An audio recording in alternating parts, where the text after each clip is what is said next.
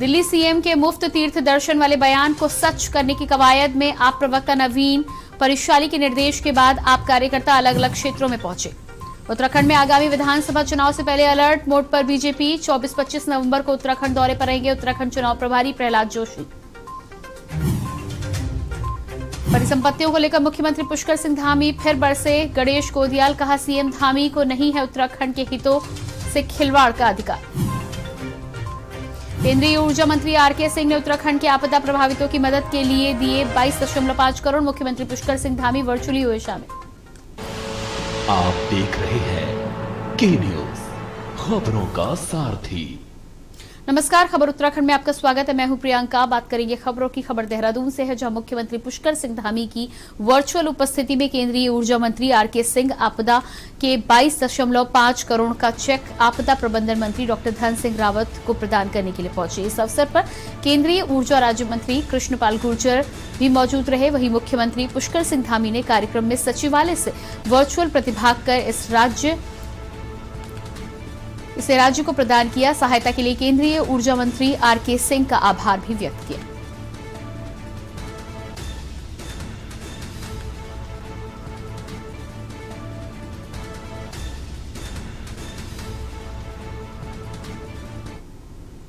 अगली खबर देहरादून से है, जहां उत्तराखंड सचिवालय में कैबिनेट की अहम बैठक सीएम धामी की अध्यक्षता में संपन्न हुई। बैठक में कई महत्वपूर्ण विषयों पर चर्चा की गई। बता दें कि नई खेल नीति को मंजूरी मिल सकती है। 3% महंगाई भत्ता के अलावा कर्मचारी और सेवा नियमावली से जुड़े विषयों पर भी फैसला आ सकता है। जानकारी के मुताबिक देवस्थानम बोर्ड को लेकर भी बैठक में चर्चा की जा सकती है। वहीं शीतकालीन सत्र में आने वाले 9 विधेयकों को भी कैबिनेट में जगह मिल सकती है। विधानसभा का शीतकालीन सत्र आगामी 7 और 8 दिसंबर को गैरसैंण में आहूत किया गया।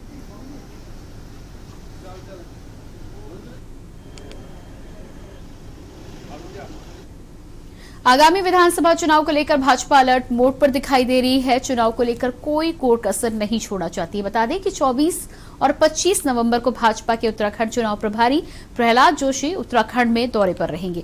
जानकारी देते हुए प्रदेश प्रवक्ता विनोद सुयाल ने कहा कि चुनाव प्रभारी प्रहलाद जोशी 24 और 25 को कार्यकर्ताओं के साथ बैठक और चुनाव को लेकर रणनीति पर चर्चा करने के लिए पहुंच रहे हैं। 25 तारीख का प्रस्तावित दौरा है। कल वो देहरादून में रहेंगे। कल और परसों सारी चुनाव बैठकों से लेकर जो हमारे केंद्रीय मंत्री हैं और उत्तराखंड राज्य के चुनाव प्रभारी आदरणीय प्रहलाद जोशी जी का उत्तराखंड का 24 और 25 तारीख का प्रस्तावित दौरा है।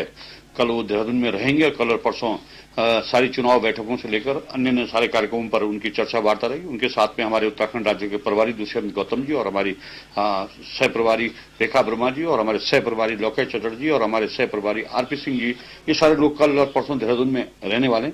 और आगे हम किस तरह का जो हमारा जो आगे का प्लान है, किस तरह से उसको आगे ले जाना चाहते हैं। और भारतीय जनता पार्टी ने जो हमने अभी तक योजनागत बैठकें की हैं, जिसमें बूथ प्रबंधन से लेकर अब हम बड़े कार्यक्रमों की तरफ हमारा फोकस रहेगा कि बड़े कार्यक्रम कैसे हो, रैलियां कैसे हों, बड़े सम्मेलन कैसे हों।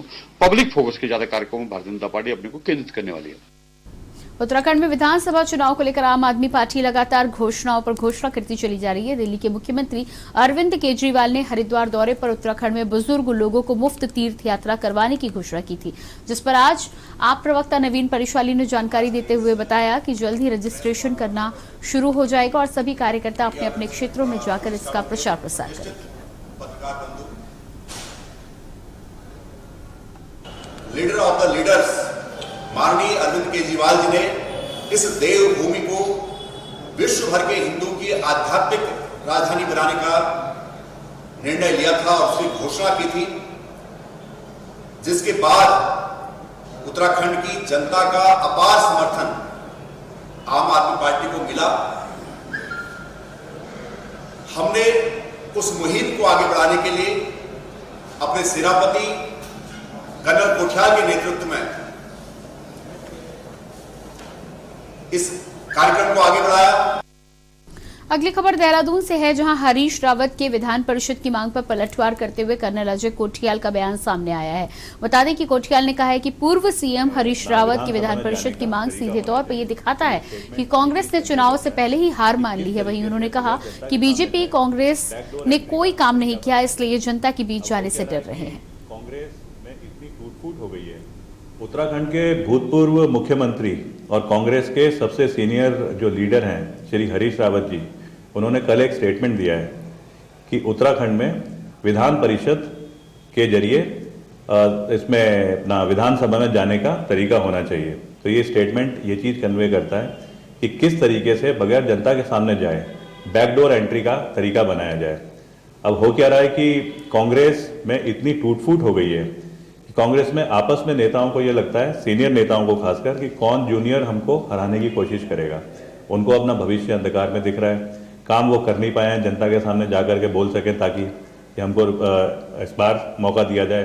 तो ये तरीका बनाने का जो उन्होंने करा है, ये साफ बता रहा है कि कांग्रेस बुरी तरह डरी हुई है, कांग्रेस हार रही है और एक विपक्ष के तौर पे जो कांग्रेस का फर्ज था 4.5 साल पे वो निभा नहीं पाई। अगली खबर लक्सर से है, जहां किसानों को गेहूं बोने के लिए गन्ना समिति से यूरिया डीएपी खाद लेने में दिक्कतें पेश आ रही हैं। समिति में खाद उपलब्ध है पर वहां ऐसे नगद ही बेचा जा रहा है, जबकि फिलहाल किसानों के पास नगद खरीदी के लिए पैसा नहीं है। समिति अधिकारी बैंक लिमिट पास न होने को लेकर इसकी बड़ी वजह बता रहे हैं। इस समय क्षेत्र में गेहूं की बुआई चल रही है, किसान गन्ना काटकर खाली खेतों में गेहूं बो रहे हैं। इसके बारे में ये कहेंगे कि ये तो समिति की हठधर्मिता कहेंगे या कर्मचारियों की नकारात्मकता कहेंगे। ये कहते हैं लिमिट हमारी अभी नहीं बनी। लिमिट इसलिए नहीं बनती है कि ये अपना कार्य पेंडिंग अधूरा रखते हैं। अधूरा इसलिए रखते हैं कि यहाँ करोड़ों करोड़ों के घोटाले हुए पड़े हैं गन्ना समिति लक्सर में। अब यदि सारी लिमिट ये सब कागजात होगा फाइनल आ जाए तो वो उजागर हो जाएगा कहाँ का मन है इतना। उसको दबाए रखने के लिए ये मेंटेन नहीं रखते अपने कार्य को। किसान तो क्या है जी, किसान तो बस भारत देश में बहुत परेशान है। अभी जो है बताओ, यूरिया पिछले कई सालों से ही हम अभी याद नहीं कितने सालों से उधार मिलता आ रहा। चेक बुक पहले सोसाइटी कोऑपरेटिव उधार ले लेते, भाई किसी पैसे है तो अपना दे दो, नहीं है तो अपना भाई उधार उठा लो, बाद में पर्चे में करते रहते। लेकिन इस बार ऐसा नहीं है। ऐसे अब इस बार जा रहे तो वहाँ मना कर रहे, कोई खाद पास करने वाला है ही नहीं। ये बोल रहा कि समय ऋण सीमा पास नहीं हुई और बैंक से तो इसलिए आपको उधार नहीं मिला, नगद लो। अब इस टाइम कहाँ पैसा किसी ना करना, मिल भी लेट अभी चला 2 दिन पहले, ना मिल में गन्ना जा रहा, ना मिल पे पैसे दे रहा अभी, तो कहाँ से लाओ। किसान तो बहुत परेशान है इससे। उत्तराखंड हाईकोर्ट ने यूपी के बाहुबली नेता पूर्व सांसद डीपी यादव सहित 3 अन्य के द्वारा गाजियाबाद के विधायक महेंद्र भाटी की हत्या करने पर देहरादून की सीबीआई कोर्ट के द्वारा उन्हें आजीवन कारावास की सजा दिए जाने के खिलाफ याचिका दायर की। आज सुनवाई करते हुए मुख्य न्यायाधीश की अध्यक्षता वाली खंडपीठ ने लक्कड़पाल उर्फ हरपाल सिंह की अपील पर अपना निर्णय सुनाया। मामले को सुनने के बाद कोर्ट ने निचली अदालत के आदेश को निरस्त करते हुए उनके खिलाफ कोई ठोस सबूत नहीं मिलने पर उन्हें रिहा करने के आदेश दिए। बता दें कि 15 फरवरी 2015 को देहरादून की सीबीआई कोर्ट ने चारों आरोपियों को आजीवन कारावास की सजा सुनाई थी। इस आदेश को चारों अभियुक्तों के द्वारा हाईकोर्ट में अलग अलग अपील दायर कर चुनौती दी गई थी। पाल सिंह की क्रिमिनल अपील थी जो काफ़ी समय से सुनी जा रही थी। इसमें पिछले हफ्ते डीपी यादव का भी जजमेंट पास हुआ था जिसने कोर्ट में उसको बरी कर दिया था। आज पाल सिंह का केस जजमेंट पे लगा हुआ था। डिवीजन बेंच ने सुनने के बाद पाल सिंह को भी एक्विटल कर दिया है सारे ऑफेंसेस के अंदर एंड उसको रिलीज करने के ऑर्डर दिए गए हैं। भी कोर्ट का इस डिसीजन में ये कहना था कि सीबीआई जो चेन ऑफ सर्कमस्टांसेस पूरी करने में असफल रही है एंड अपना पूरा case beyond reasonable doubt prove करने में असफल रही है। इसी का बेनिफिट देते हुए पाल सिंह को एक्विटल कर दिया है जजमेंट के द्वारा। बुलेटिन में फिलहाल वक्त एक छोटे से ब्रेक का, फौरन हाजिर होते हैं। आप देख रहे हैं के न्यूज, खबरों का सारथी।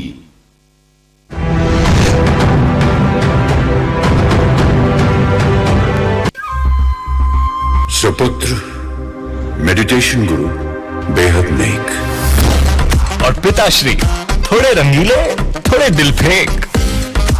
दोनों के अलग हैं रंग पर दोनों का एक अनोखा स्वाद। कमला पसंद अनोखा स्वाद। सदियों से सुनते आए हैं, बेटे बड़े होके अच्छी सी नौकरी करना, अच्छी सी नौकरी करना।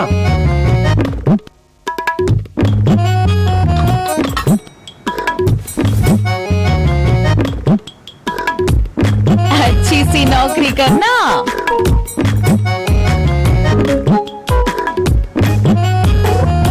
अच्छी सी नौकरी करना।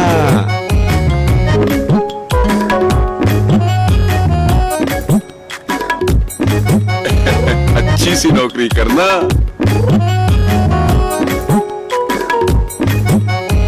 अच्छी सी नौकरी करना,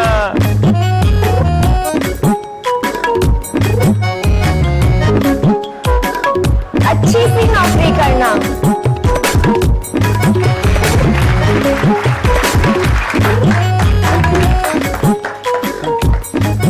अच्छी सी नौकरी करना। अगर सब अच्छी नौकरी करने वाले बनेंगे तो नौकरी देगा कौन?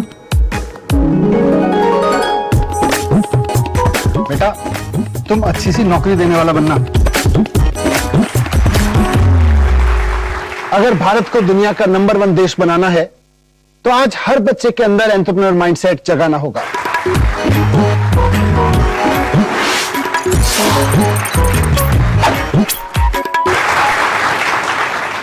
बिजनेस ब्लास्टर्स हमारी एक पहल है जो बच्चों को सिखा रही है कि उन्हें नौकरी ढूंढने वाला नहीं, नौकरी देने वाला बनना है।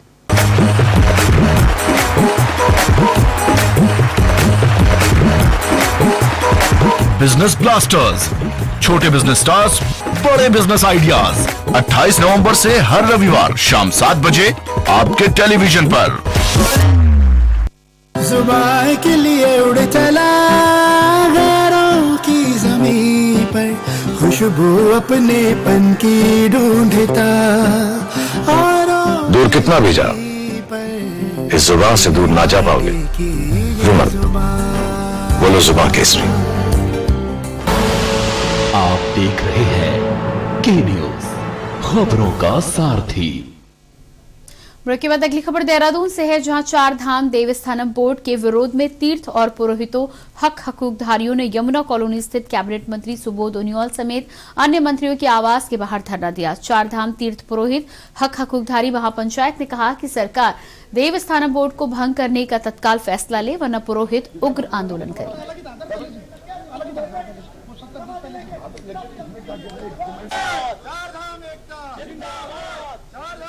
आज हम मौजूद हैं शासकीय प्रवक्ता और कैबिनेट मंत्री सुबोध उनियाल के आवास के बाहर, जहां पर आप देख ही सकते हैं कि यहां पर तीर्थ पुरोहित जो कि देवस्थानम बोर्ड को भंग करने की मांग को लेकर यहां पर बैठे हैं। आइए इनसे बातचीत करते हैं कि क्या क्या है मामला, क्या करना चाहते हैं।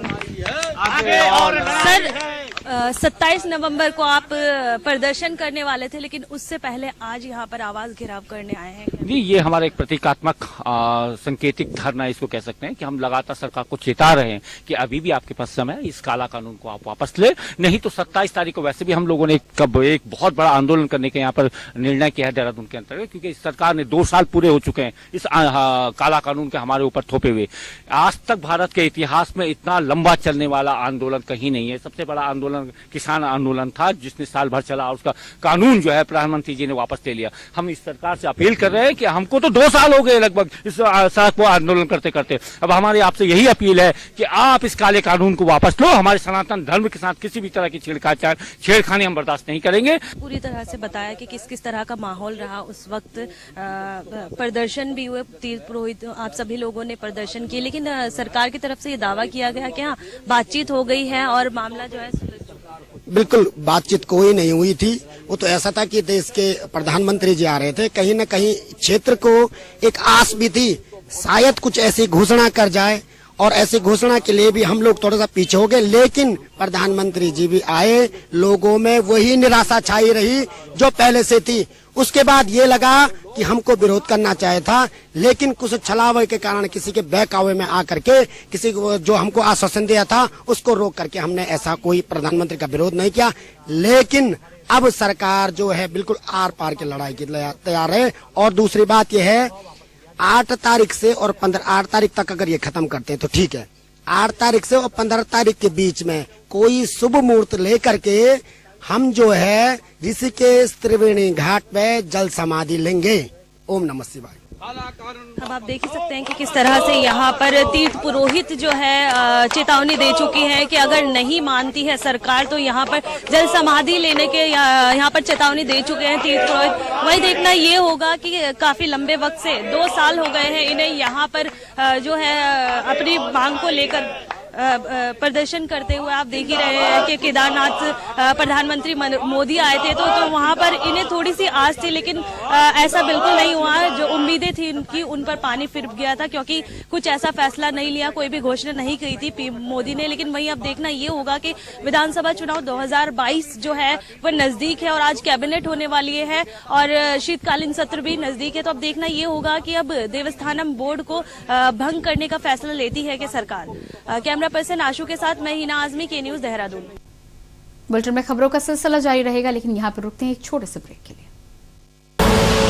आप देख रहे हैं के न्यूज, खबरों का सारथी।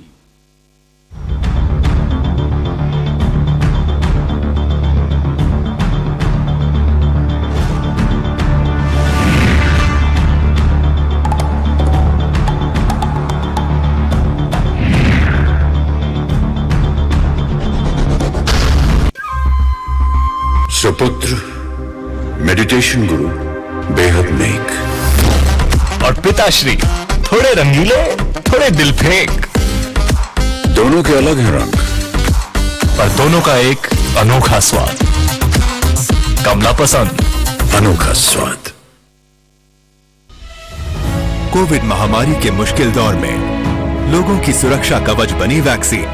प्रधानमंत्री श्री नरेंद्र मोदी जी के मार्गदर्शन एवं मुख्यमंत्री श्री पुष्कर सिंह धामी के कुशल नेतृत्व में उत्तराखंड सरकार ने इसी आवश्यकता को समझते हुए अपने नागरिकों के कोविड वैक्सीनेशन का 100% लक्ष्य पूरा किया। हिमालय के पहाड़ों के उस पार पहुंच करके लोगों के पास जाना कितना कठिन होता है, ये हम भली भांति जानते हैं। उसके बावजूद भी इतनी बड़ी सिद्धि प्राप्त करना वाकई आप सब अभिनंदन के अधिकारी। उत्तराखंड राज्य में 18 वर्ष से ऊपर आयु वर्ग के सभी लोगों को कोविड वैक्सीन की पहली डोज लगाई जा चुकी है। सभी लोगों तक वैक्सीन पहुंचा पाए, उनको वैक्सीन लगा पाए और मुफ्त की वैक्सीन हमको उन्होंने दी है। इसके लिए मैं मोदी जी का विशेष रूप से धन्यवाद करना चाहता हूं और हमें खुशी है कि आज हमारे प्रदेश के अंदर हमारी सरकार ने बहुत अच्छा काम किया है और लक्ष्य जो है कम से कम 3 महीने पहले हमने पूरा कर दिया है। राज्य में जारी दूसरी डोज की वैक्सीनेशन ड्राइव के अंतर्गत भी अभूतपूर्व कार्य करते हुए राज्य सरकार अपने लक्ष्य को जल्द पूरा करने वाली है। वैक्सीनेशन के इस शुभ कार्य में पूरी प्रतिबद्धता से समर्पित राज्य सरकार अपना 100% योगदान दे रही है। अपने नागरिकों को कोरोना के साए से मुक्त, सुरक्षित एवं स्वस्थ जीवन का अवसर सुनिश्चित करना उत्तराखंड सरकार की प्राथमिकता है। अगर आपने कोविड की पहली डोज लगवा ली है तो समय पर दूसरी डोज अवश्य लगवाएं। नागरिकों के स्वास्थ्य के प्रति हर कदम तैयार, विकास पथ पर बढ़ती उत्तराखंड सरकार।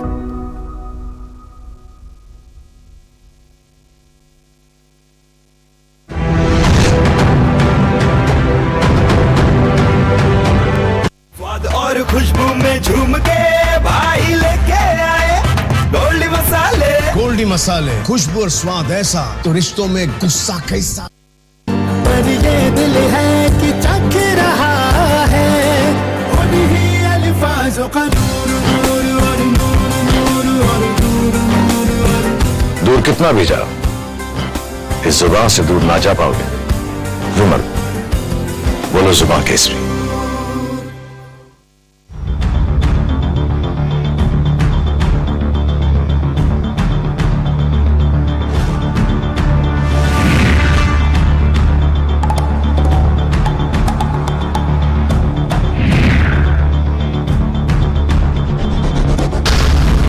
सदियों से सुनते आए हैं, बेटे बड़े होके अच्छी सी नौकरी करना।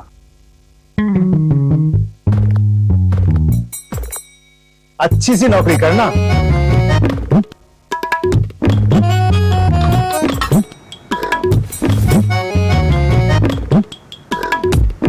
अच्छी सी नौकरी करना।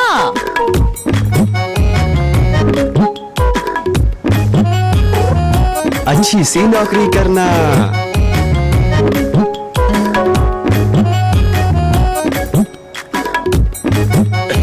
अच्छी सी नौकरी करना।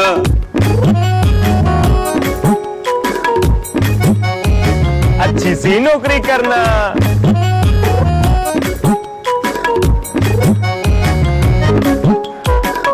अच्छी सी नौकरी करना।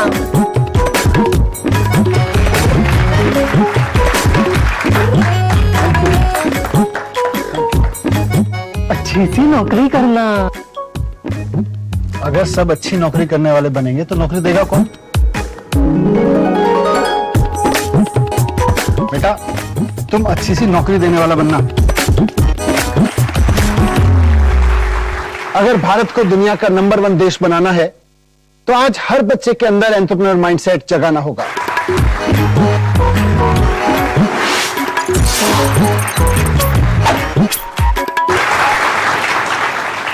बिजनेस ब्लास्टर्स हमारी एक पहल है जो बच्चों को सिखा रही है कि उन्हें नौकरी ढूंढने वाला नहीं, नौकरी देने वाला बनना है।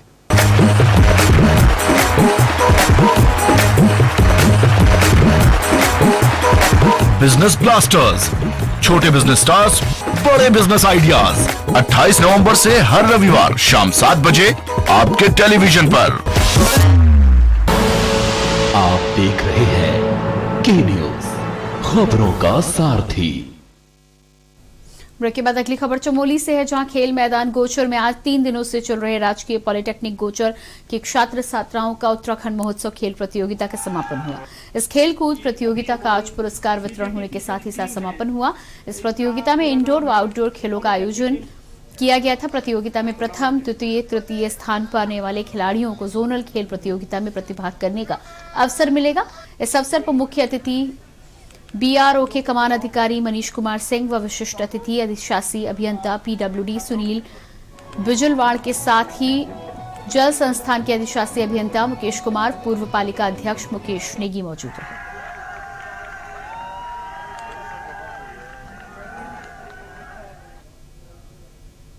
लालकुआं कोतवाली क्षेत्र के बंजरी कंपनी कॉलोनी में रहने वाले महेंद्र पाल की 19 वर्षीय पुत्री राधा की मौत से 4 दिन का ज्यादा का समय बीत चुका है, लेकिन पुलिस अभी तक मामले को दर्ज नहीं कर सकी। जबकि मृतका के पिता ने पड़ोस में रहने वाले युवक रॉबिन गिल और उसके परिवार पर हत्या का आरोप लगाते हुए नामजद लिखित तहरीर कोतवाली पुलिस को सौंपी है, लेकिन पुलिस की तरफ से अभी तक मामले में कोई ठोस कार्रवाई न होना शहर में चर्चा का विषय बना हुआ है। इसी के चलते मृतक युवती के पिता महेंद्र पाल और मां ने स्थानीय कांग्रेस एससी विभाग के जिला अध्यक्ष इंद्रपाल आर्य की अगुवाई में कोतवाल संजय कुमार से मुलाकात कर न्याय की गुहार लगाई।